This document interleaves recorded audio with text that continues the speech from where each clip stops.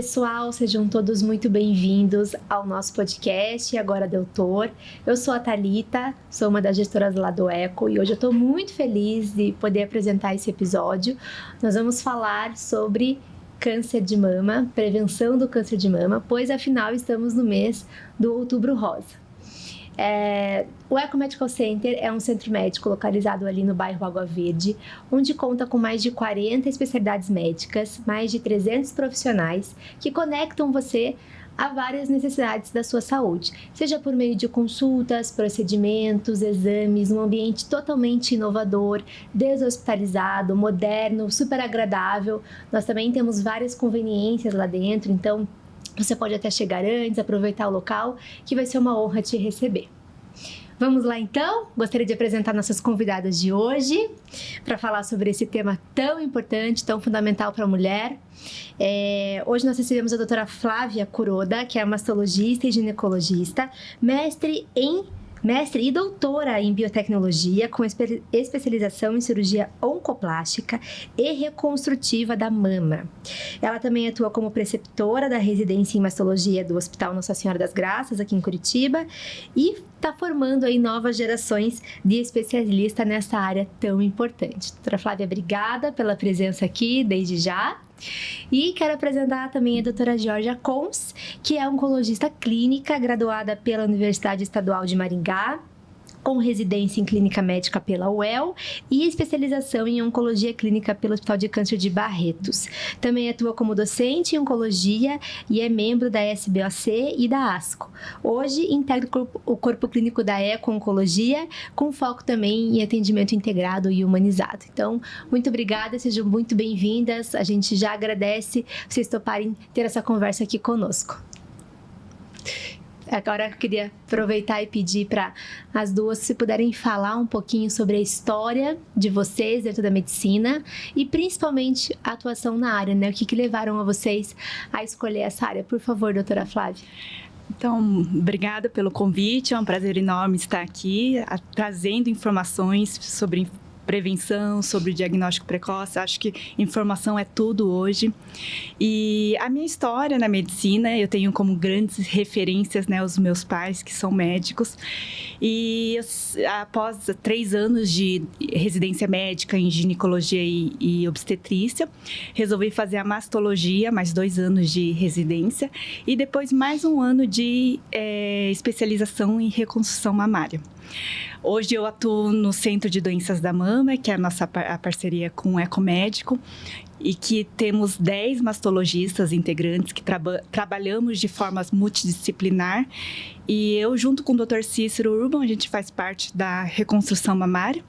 E para mim, assim, é uma satisfação, é um aprendizado diário, esse atendimento, o lidar com as mulheres, que a gente enfrenta tantos desafios, mas que conseguimos encarar sempre com bons resultados. Que bonito.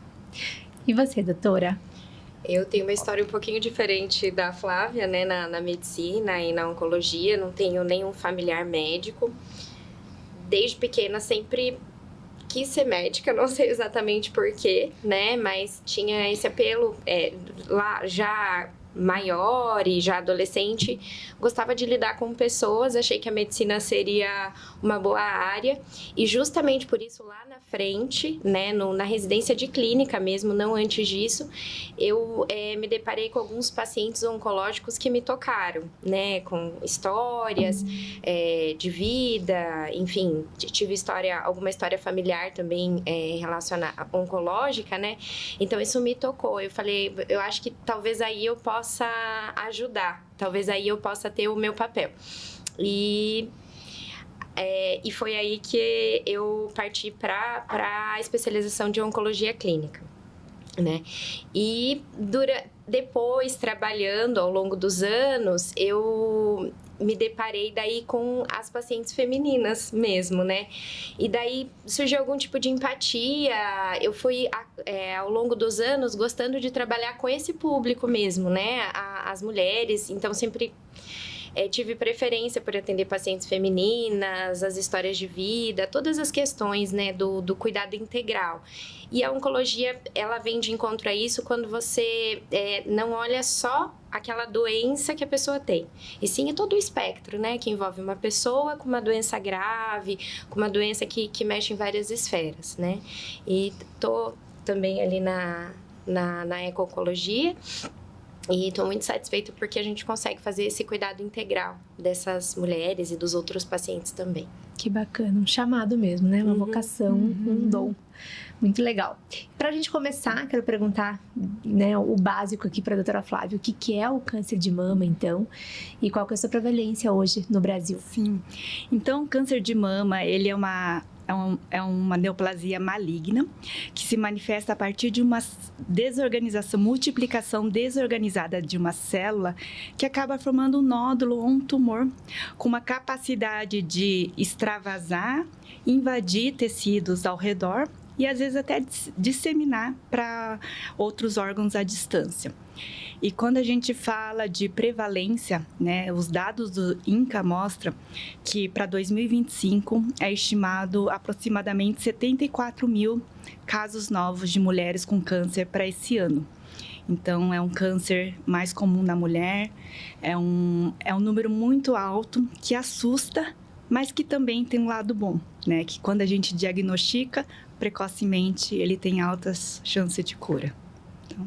E para a gente chegar nesse diagnóstico precoce aí, que é o ideal, né? Quais seriam os primeiros sinais e sintomas que as pacientes apresentam? Sim, antes dos sinais e sintomas, é importante falar que o câncer, quando ele é detectado inicialmente, ele não se manifesta na palpação ou no exame físico. É achado através de mamografia ou outros exames complementares. Mas quais os sinais que você deve ficar alerta? Na presença de um nódulo, uma nodulação na mama que você palpar, alterações na pele, como vermelhidão, algum inchaço, algum abaulamento ou retração, afundamento da mama, são características que você deve ficar alerta e procurar ajuda. Na presença também, às vezes, de um caroço na axila, ou quando você percebe no sutiã a saída de uma secreção, ou pelo bico ou no sutiã, de uma secreção mais sanguinolenta ou mais transparente. Esses são os principais sinais de alerta que você deve procurar a assistência médica. Entendido. A gente tem, então, essa campanha, né, que faz jus à luta muito forte, o diagnóstico precoce. Então, esse rastreio que muitas vezes vem por meio dos exames e essa rotina que não tem os sinais e sintomas, mas mesmo assim preciso fazer exames de rotina a partir dos 40 anos. Essa é a nossa campanha, justamente para detectar o quanto antes, para ter melhores chances de tratamentos menos agressivos com melhores chances de cura, né? Entendido. E existe um perfil, não sei se nem essa palavra adequada, né? Perfil de paciente, ou seria essa incidência, um risco aumentado, vamos falar assim. Existe um risco aumentado para mulheres? A gente já sabe que sim, né? É um câncer que acomete mais mulheres. E do sexo feminino, tem, doutora Georgia, outros fatores que podem aumentar o risco do câncer aparecer? Sim. Então, assim, eu costumo dividir, quando a gente fala de fatores de risco para câncer de mama, em 2 grupos. As pacientes que têm o fator genético, né, que a gente não tem como modificar, 5 a 10% das pacientes com câncer de mama podem ter esse fator genético, né? Mas 90 a 95% das pacientes com câncer de mama, esse câncer, ele está relacionado a fatores, no geral, ambientais. Daí a gente pode dividir entre fatores femininos, reprodutivos e os outros fatores gerais. Quando a gente fala em fatores gerais, uma coisa que não é modificável é a idade. Então, ao longo dos anos, depois dos 50, 60 anos, as mulheres acabam tendo um risco maior de ter câncer de mama. Mas existem outros fatores que são modificáveis. Por exemplo, pacientes com obesidade, sedentárias, pacientes com alimentação inadequada, ingesta de bebida alcoólica, tabagismo, esses fatores todos, e a obesidade acho que entra ali num fator muito importante, que a gente reconhecidamente cada vez mais sabe sobre isso, como são fatores de risco que vão se acumulando, né? Não necessariamente ela precisa ter o fator genético para ter o câncer de mama. Quando a gente fala da população feminina, lembrando que existe na população masculina também, a gente falando de fatores reprodutivos e hormonais, uma primeira menstruação muito precoce, com menos de 11, 12 anos, uma menopausa mais tardia, maior do que 55 anos, por exemplo, são fatores de risco. Uma primeira gestação, ou não ter gestação, mas uma primeira gestação acima de 30, 35 anos, não ter amamentado, né? Então, acumulam fatores de risco. Também uma terapia de reposição hormonal prolongada, com altas taxas de estrogênio. Todas essas questões, elas vão se somando ao longo da vida, aumentando a chance dessa mulher, dessa paciente ter o câncer de mama, tá? Entendi. E a gente tem o inverso também, fatores protetivos que eu posso praticar nos meus estilos de vida, nos meus hábitos alimentares. Quais seriam? Nós temos assim, então, por exemplo, evitar álcool, tabagismo, com certeza, isso eu acho que é um conhecimento já mais antigo. Manter o peso, manter uma atividade física regular, mais do que 150 minutos de exercício físico moderado por semana, tá? Então, o exercício físico, ele tem vários benefícios, mas diminui resistência insulínica, circulação e produção de estrogênio circulantes. Então, aumenta a imunidade, como se fosse falando de forma geral, assim, do corpo, fora a parte emocional, fora todas as outras questões. Então, a gente sabe, e a gente tem muitos trabalhos científicos hoje em dia nesse sentido, de que é protetor o exercício físico, de que uma dieta com bastante ingesta de fibras, poucos industrializados, ultraprocessados, eles são fatores protetores. Perfeito. Os estudos acho que falam também, né? 20% é genético, mas 80% é o gatilho que você dá para aquilo se desenvolver ou não, né? Então, acredito que o estilo de vida, como você comentou, né? Ele vai modular ali a resposta, muitas vezes, né? Os estudos acho que já mostram isso também, que você tem 80% também do que você faz para dar um gatilho para alguma célula cancerígena, algo nesse sentido. Quer complementar alguma coisa, doutora? É isso mesmo. Eu costumo dizer que é uma balança, né? Você tem um fator genético, então, se você tem um fator genético, você tem um aumento da chance de ter. Não significa que você, com certeza, terá algum câncer. No nosso caso aqui, o câncer de mama. Mas se você tem um fator genético e você associa o fator ambiental, com certeza essa sua chance aumenta.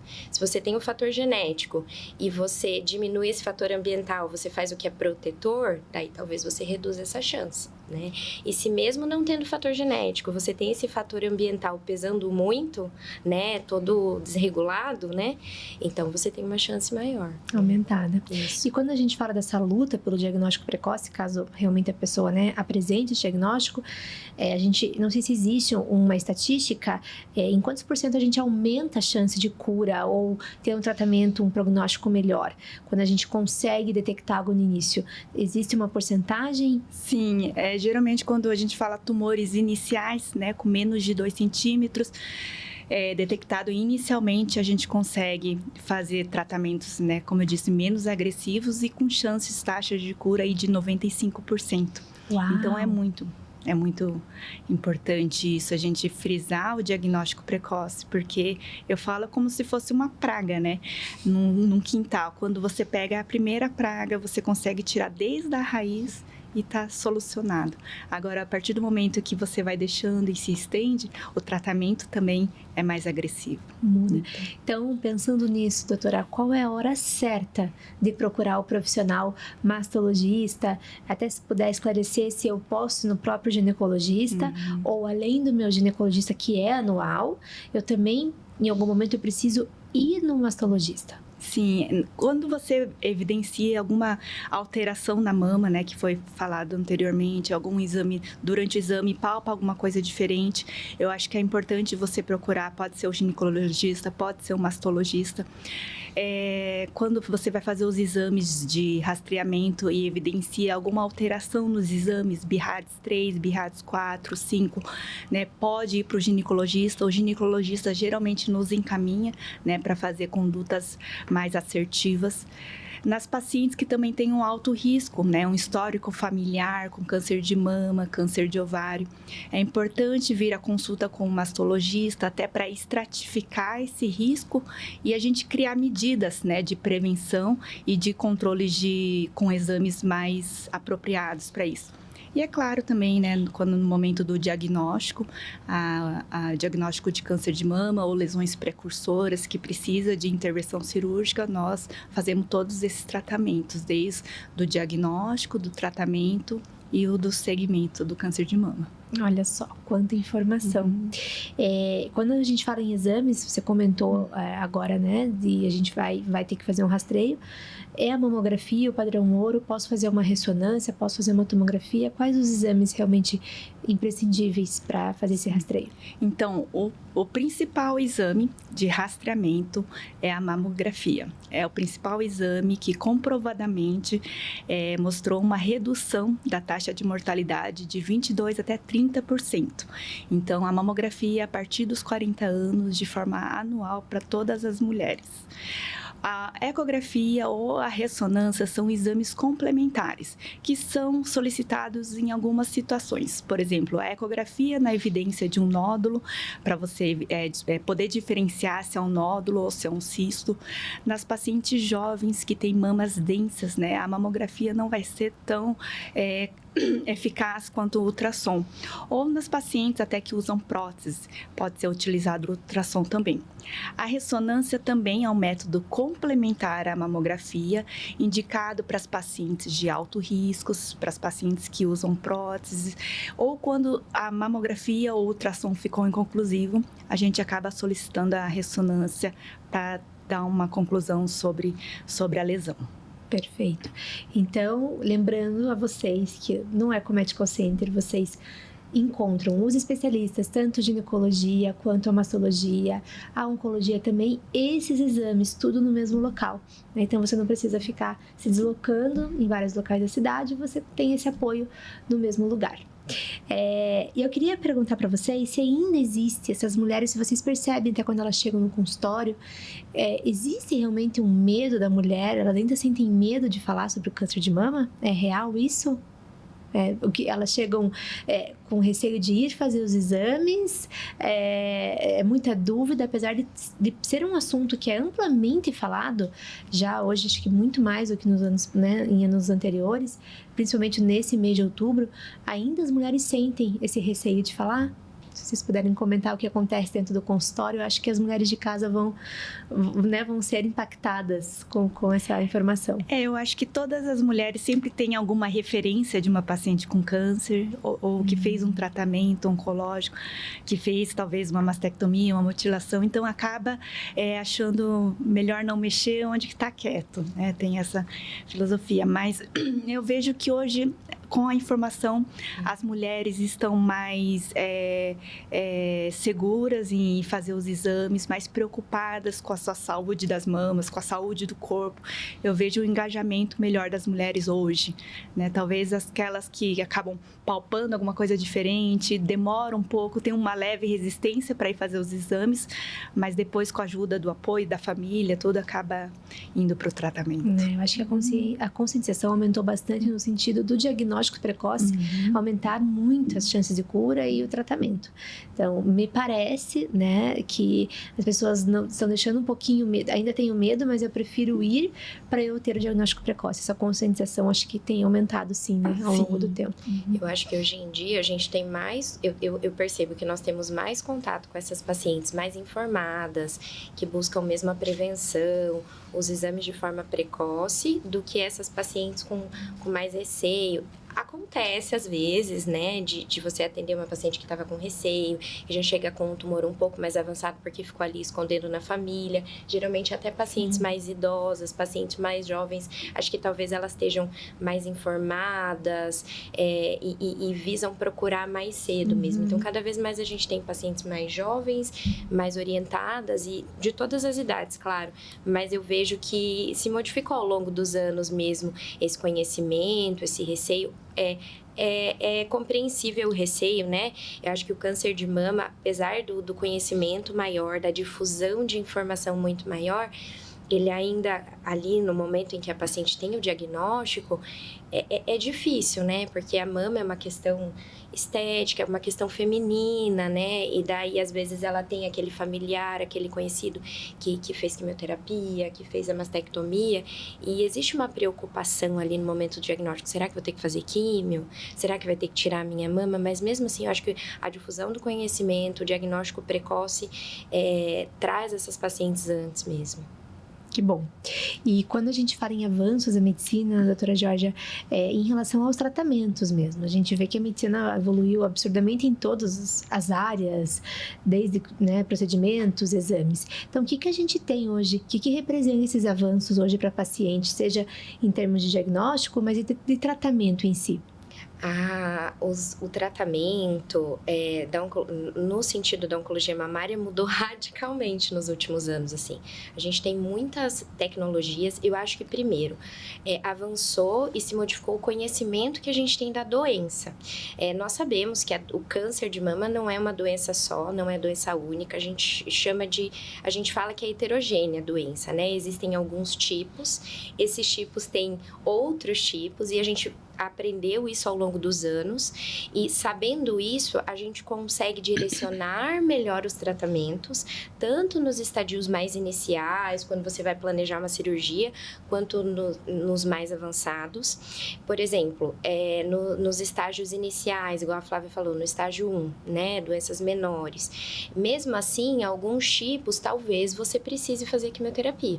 Nós temos ferramentas, por exemplo, que a gente chama de assinaturas gênicas, que avaliam o tumor e fazem como se fosse uma conta para dizer se esse tumor ele é um tumor de maior risco de recidiva, de voltar ou menor. E daí, a partir disso você consegue definir, por exemplo, na maior parte dos casos, se essa paciente merece receber quimioterapia ou não. Então, a gente tem esse avanço nos estadios mais iniciais. Nos estadios mais iniciais também a gente tem algumas drogas novas e nos estadios de doença mais avançada, múltiplas medicações novas que mudaram mesmo o tempo de vida dessa paciente que já é diagnosticada com metástase ou que evolui com metástase ao longo do tratamento. Então, a oncologia se modificou drasticamente nos últimos anos, assim, nós temos dados, essa mulher, ela vive absurdamente mais, graças a Deus, se não tanto no estadio inicial, quanto nesses estadios mais avançados. Então, a gente tem novos anticorpos conjugados a drogas, nós temos muita tecnologia, então a gente consegue personalizar muito mais o tratamento hoje em dia oncológico, principalmente da oncologia mamária. Que bacana, né?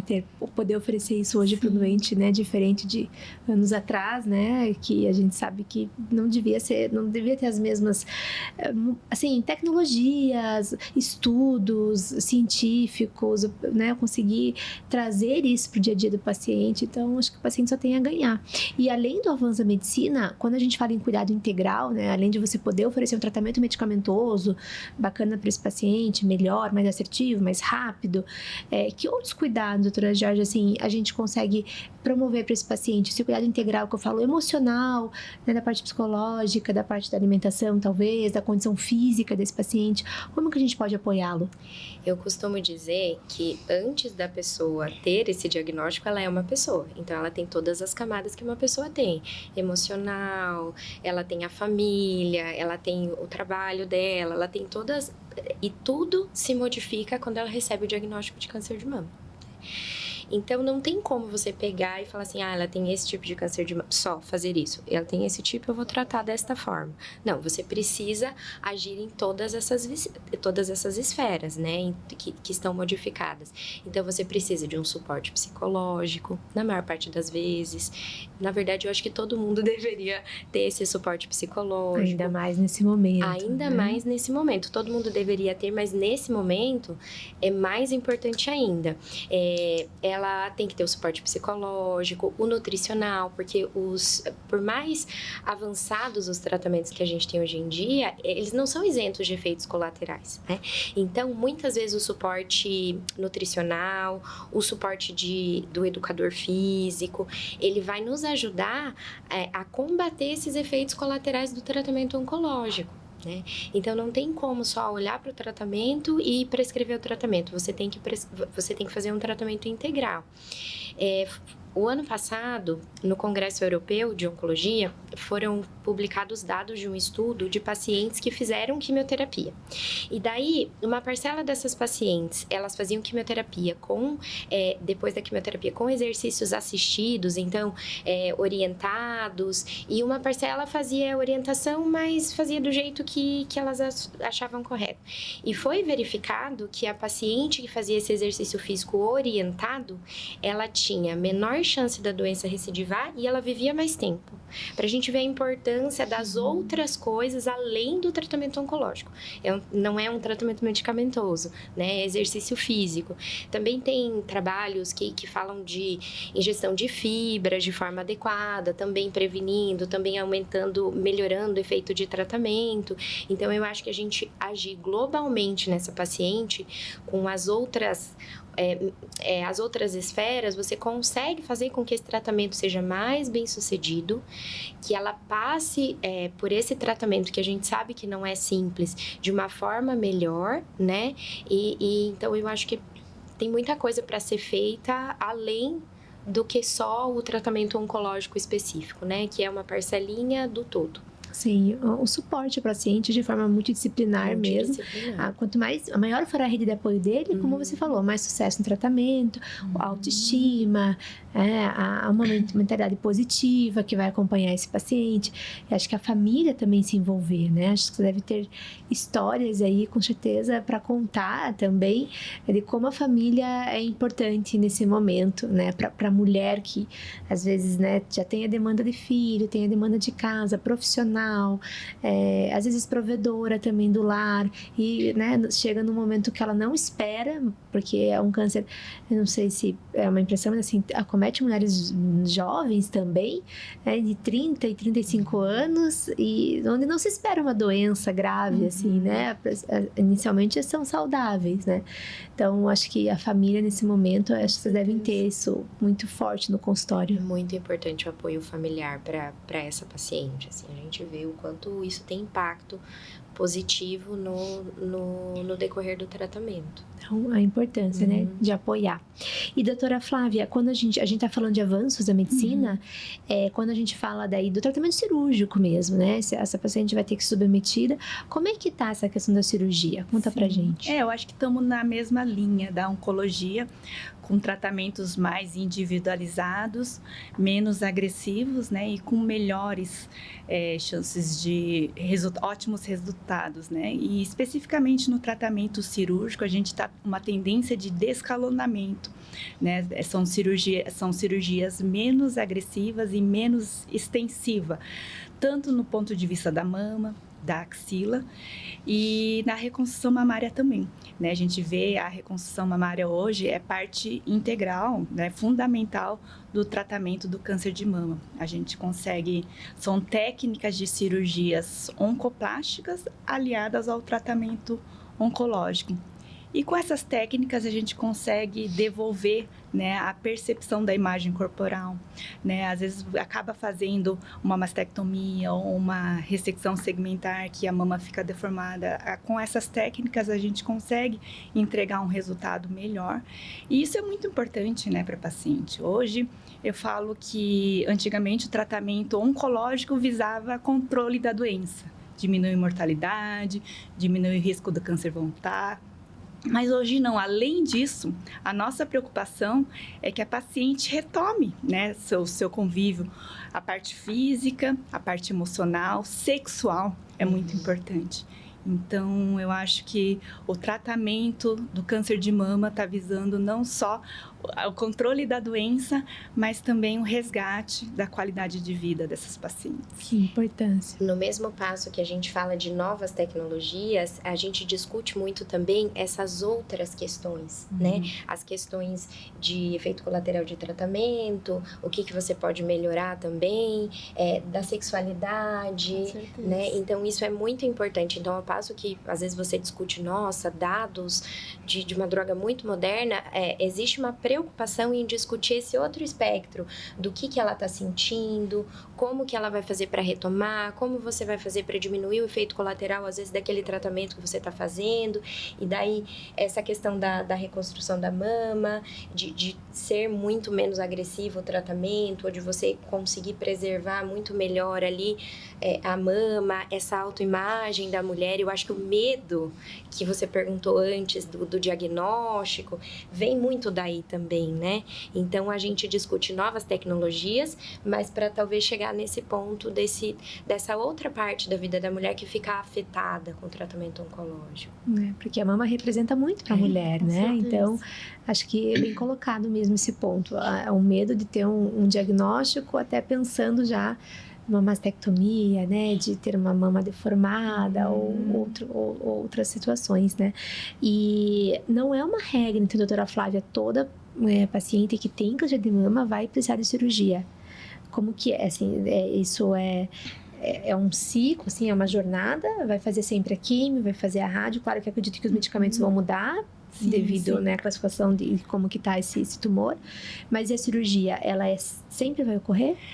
A gente está numa tendência a cada vez diminuir, né, o tratamento cirúrgico, mas ainda não temos dados que comprovem, né, o benefício de excluir uma cirurgia. Então, que é esse descalonamento que você comentou mas, antes. Então, no tratamento inicial, no câncer de mama, a cirurgia ainda é sempre indicada. Sim. Agora, o que vai mudar o tipo da cirurgia, a ordem de uma quimioterapia antes, uma radioterapia depois, tudo isso vai depender do tipo, do grau histológico, do subtipo molecular, enfim, tem vários outros fatores envolvidos nessa decisão. Muito importante. Então, pessoal, na oncologia vocês encontram esse tratamento humanizado, inovador, atualizado, né? Medicina baseada em evidências, com certeza. Então, caso precisem de qualquer apoio, lá vocês também encontram. Doutora Flávia, e quando a gente fala da mama como um todo, além desse movimento, né, de olhar para o câncer de mama, acho que é importante a gente esclarecer para o nosso público outros aspectos, outras doenças, outros cuidados que a mulher tem, né, para olhar para essa região do corpo. O que ela deve se ater? Eu costumo falar que a mama, ela está em constante transformação, né, oscilações hormonais. Então, é importante a mulher saber observar na presença de umas dores, mastalgia, que a gente diz cíclica, relacionada ao período menstrual, ou acíclica. Na presença de cistos ou nódulos, é importante a gente lembrar que a grande maioria dos nódulos são benignos, mas é importante você fazer os exames para ter certeza se é nódulos, cistos ou sólidos. Durante a lactação, pode surgir algumas dúvidas em relação a fissura, mastite, não só na lactação, às vezes, né, nas mulheres, em geral, pode vir com a mama inflamada, sentir uma saída de uma secreção esverdeada. Tudo isso, eu acho que vale a pena ser observado e procurar também a assistência do médico, do ginecologista ou do mastologista para tirar essas dúvidas. Olha só, então não é só câncer de mama, né? Tem outras doenças que podem afetar a mama que precisam ser vistas. E doutora Georgia, reforçando um pouquinho sobre a questão do dia a dia, hábitos de vida, estilo de vida, que os pacientes devem cuidar na sua rotina aí? para proteger, né, as doenças de mama. Pensando em proteção, então, é tentar manter o peso adequado, né? Então, nós sabemos que não só para o câncer de mama, mas para outros tipos de tumores, a obesidade é um fator de risco muito importante. Então, é muito importante tentar manter esse controle do peso. Como nós fazemos esse controle do peso? Uma ingesta alimentar adequada, então, sem excesso de industrializados, de açúcares refinados, embutidos, ultraprocessados, né? Então, fruta, verdura, legume, carnes magras, isso faz bastante diferença. A gente vê aí um movimento de facilitação com essa modernidade de desempacotar. Então, a gente tem que desempacotar menos e descascar mais. Isso, com certeza, é muito importante. E o exercício físico, eu acho que é um pilar fundamental, como eu falei anteriormente, ele previne câncer. E ele muda desfecho de paciente também que já teve câncer. Então, 150 minutos de exercício moderado por semana. Às vezes os pacientes, eu sou a chata do exercício físico com os pacientes. Eu sempre pergunto, tá fazendo exercício? O que tá fazendo? Pode ser o exercício que a pessoa preferir. Pode ser caminhada, pode ser musculação, pode ser natação, dança. A pessoa vai ter que entender qual exercício ela gostaria, ela vai ter bem-estar. Não tem como a pessoa não ter bem-estar depois que ela pratica exercício físico, é só começar a fazer de fato. E daí eles me perguntam, mas doutora, meu trabalho é bem pesado, eu ando o dia inteiro, subo escada, eu falo, não vale. Você tem que, né, eu sei que a rotina ali às vezes é difícil, às vezes a pessoa trabalha o dia inteiro, né?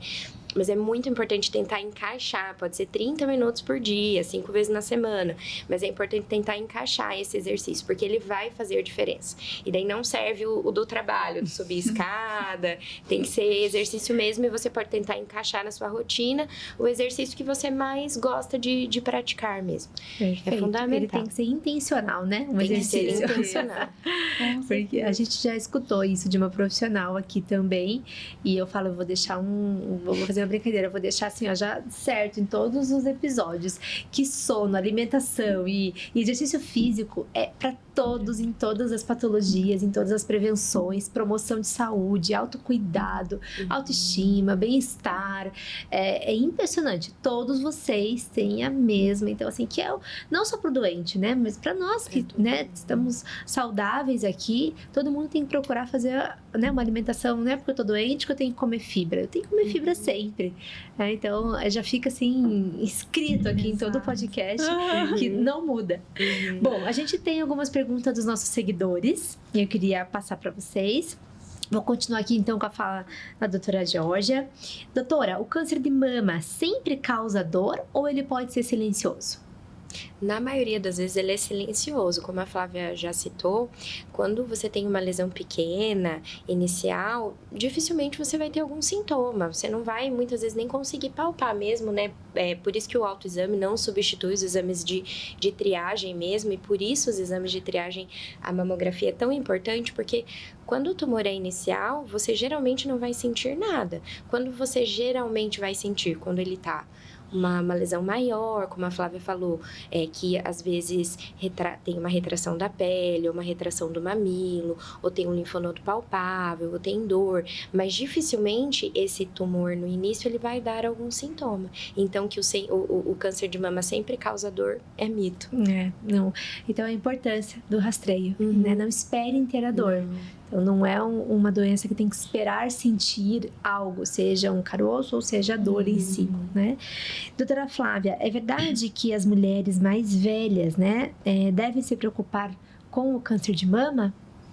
Não só as mulheres mais velhas, como as jovens também, né? Hoje a gente tem dados mostrando que 44% dos cânceres são com maiores incidências em mulheres abaixo de 50 anos. Olha só. Por isso, a importância do rastreamento a partir dos 40 anos. Nos 40 anos. E quando acontece de uma paciente com 33 ser diagnosticada, como ela não tem isso de rotina, não é protocolo, né? Ela não deixou de cumprir nada e ela foi diagnosticada porque ela teve uma dor ou incômodo.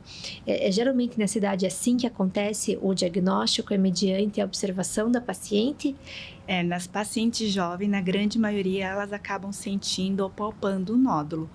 Mas hoje, cada vez mais com acesso, né, à assistência médica, às consultas de rotina, tem dado uma maior atenção, né, às queixas da paciente e solicitado exames em pacientes mais jovens também. Entendi. Então, perfeito. Então, se está ali indo regularmente ao profissional, ao seu médico, né, seja clínico ou seja o seu ginecologista, se você tem uma frequência, né, faz o seu exame laboratorial, vê se a saúde está em dia. Às vezes não é ali na região, mas às vezes assim, o sono já mudou, o apetite mudou, o ganho de peso veio sem uma causa, talvez tenha outros fatores que junto com o profissional vai conseguir identificar, né, e pedir um exame complementar. E quem tem histórico familiar deve começar mais cedo do que esse protocolo de 40 anos? Deve? Sim, Então, assim, quem tem histórico familiar, eu costumo dizer de forma geral, tem as pequenas particularidades, 10 anos antes do diagnóstico do familiar que teve o diagnóstico mais cedo. Tá? Então, assim, essa paciente, por exemplo, que teve câncer de mama com 38 anos, o familiar vai ter que começar, se você não sabe de nada genético, com 28 anos, né? E se você sabe da idade de alguma mutação genética, você tem que investigar, não é o que você espera uma paciente de 38 anos com câncer de mama. Você tem que investigar, porque, como eu falei, de 5 a 10% podem ter esse fator genético. E daí, de acordo com essa investigação, se você encontrou alguma mutação, você vai fazer o acompanhamento do familiar, você vai fazer o teste no familiar de acordo com essa mutação. Daí, cada uma tem a sua triagem específica. Mas, de forma geral, para a população, 10 anos antes do familiar mais jovem que teve o diagnóstico. Olha só, informação extremamente importante. E esse familiar seria só o de primeiro grau, assim, a mãe? Ou vai até a avó? Tem alguma escala? Ou se eu conheço algum familiar, é importante? Não, o risco maior é geralmente nos de primeiro grau. Tá. Né? Mães, irmãs, isso a gente tem que ficar de alerta. Ok. Tá.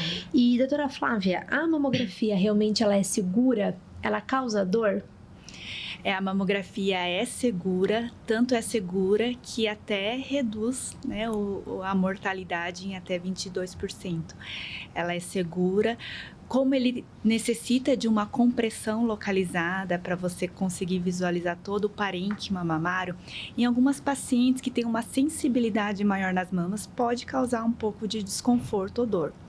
Mas para isso a gente orienta que tente fazer o exame, agendar um exame no período, né, após a menstruação, que use um anti-inflamatório que pode ser usado antes ou até depois do exame, mas nunca deixar de fazer a mamografia. Por esses fatores, né? Legal. Dando continuidade aqui, a gente também tem alguns mitos ou verdades que a gente recebeu. Então, queria perguntar para a doutora Georgia se o uso de desodorante pode causar câncer de mama. Se falou, eu acho que se fala ainda, né, do desodorante por causa do alumínio, que talvez ele poderia ter relação com a carcinogênese, enfim. Não foi comprovado em estudos científicos que tem essa correlação. Então, na oncologia, a gente trabalha muito com dado científico, né, dado científico forte, estudo bem realizado. Então, não tem essa comprovação de que tenha relação, então é mito. Mito. Então, continuar usando desodorante de preferência. Ajuda, né? Ajuda. E os homens? Tem câncer de mama? Mito ou verdade? Os homens têm câncer de mama, é verdade. Então, claro que eles têm uma parcela muito menor, mais ou menos 1% dos pacientes pode ter câncer de mama. Eles têm, né, parênquima mamário, claro que eles têm menos parênquima mamário, eles têm menos essas alterações hormonais, reprodutivas que eu falei anteriormente, né, como fator de risco, mas eles podem ter câncer de mama também. Podem ter. E daí, todo homem com câncer de mama, você tem que pensar no fator genético também. Dos filhos, dos pais, é a mesma coisa, mesmo raciocínio. Tem que fazer investigação genética daí nesse homem. E pegando ainda o caso de herança, né, genética, hereditária, se não há casos na família, doutora Flávia, eu não tenho risco nenhum de desenvolver câncer de mama. Mito ou verdade? Sem casos. Isso é mito. né? Só porque você não tem histórico familiar, não quer dizer que você está isenta de riscos de vir a desenvolver o câncer de mama. E o contrário também, se você tem histórico familiar, não é aquela carimbo que você vai ter câncer de mama. Até porque o histórico familiar, o câncer de mama hereditário genético, né, está relacionado em apenas 10% de todos os cânceres de mama. Olha só. Então, ter ou não ter histórico familiar não quer dizer que você não vai ter ou que você terá o câncer. Perfeito. Esse mito ou verdade a gente já falou aqui, mas vou pedir para a gente reforçar. A praticar atividade física ajuda na prevenção do câncer de mama. Mito ou verdade? Ai de quem errar essa, né? É verdade. O câncer verdadeira. de mama traz inúmeros benefícios e também ajuda a evitar que o câncer volte em pacientes que já tiveram câncer. Então, não é um benefício aí que a gente pode listar inúmeros benefícios. Então, realmente, já está bem evidenciado aí, né, a importância disso. Bom, eu queria pedir agora, a gente vai se aproximando do nosso fim aqui, e eu quero pedir para vocês duas, se vocês pudessem dar dicas de ouro, pensando numa possível paciente que talvez esteja em casa, recebeu um diagnóstico recente. Então, 2 dicas. Dicas de vocês de como enfrentar esse momento a partir de agora, com a experiência que vocês têm. E a segunda dica, qual mensagem que vocês deixariam para as mulheres que ainda têm receio de procurar o médico ou adiam seus exames? Por favor. Eu acho que a mensagem que eu daria para uma paciente que acabou de receber o diagnóstico é que não tenha medo. Né? Não pense que você vai morrer por causa disso. Nesse primeiro momento, o mais importante é você procurar, né, assistência médica, consulta com oncologista ou com mastologista, pedir ajuda aos familiares, ter uma rede de apoio. E eu acho que também nesse momento é muito importante a fé, né? A espiritualidade, você acreditar que consegue. Isso vai te dar forças para encarar esse momento, uma fase difícil, mas que vai passar e que você vai conseguir seguir todos os seus projetos, né, depois. Muito bom. E você, doutora Jorge? Fica difícil depois da Flávia. Eu acho que a Flávia foi muito precisa no que ela falou. Então, quando a mulher recebe o diagnóstico, ela fica meio sem norte, né? Não adianta, por mais que ela pense que talvez seja a hora que ela recebe o diagnóstico de que é uma neoplasia maligna de fato, eu acho que passam milhares de coisas pela cabeça dela. Então, talvez a primeira coisa tem tratamento, câncer de mama tem tratamento, tá? Então, independente do estágio que a doença está, tem tratamento. Então, talvez ela pensar que tenha tratamento acalme um pouco o coração, não totalmente, é uma jornada, né? Mas talvez isso, apoio dos familiares é importantíssimo, esse suporte familiar, o suporte espiritual que a Flávia falou, né? E ela saber que tem tratamento e que ela vai passar por essa fase, eu acho que é muito importante. Eu acho que a Flávia foi muito precisa no que ela falou anteriormente. Muito bom. Aprendi muito. Obrigada pelo tempo de vocês. A gente sabe que a rotina médica é super apertada, né? A rotina maluca que vocês têm entre hospital, consultório, centro cirúrgico. Então, em nome do ECO, eu deixo aqui o nosso agradecimento por terem vindo falar conosco, por trazerem conhecimento, para a gente poder também ter oportunidade de disseminar a informação.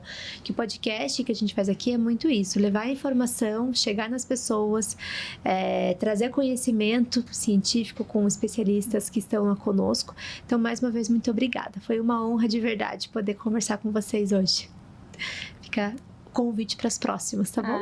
Obrigada. A gente que agradece, eu acho que é uma excelente oportunidade para a gente debater assuntos tão importantes, tirar as dúvidas das pacientes. Eu acho que hoje o acesso à informação é fundamental.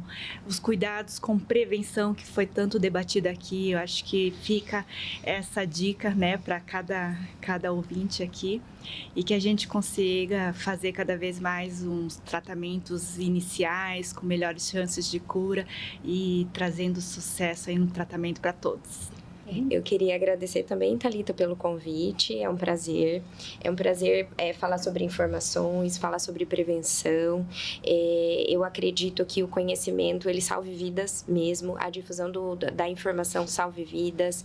É importante dizimar alguns mitos que as pessoas falam, tentar clarear para as pacientes o quão importante é esse exame de rastreio, esse diagnóstico precoce e o quanto a medicina avançou em todos os seus setores, seja nos tratamentos, seja nesse outro olhar para a vida da paciente, seja esse olhar global mesmo. Então, muito obrigada.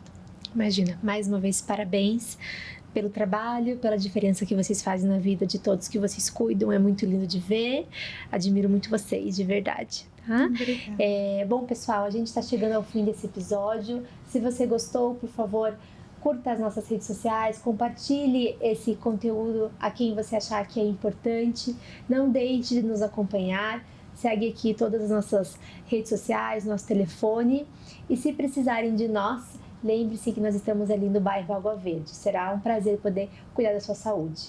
Obrigada pela audiência e até o próximo episódio.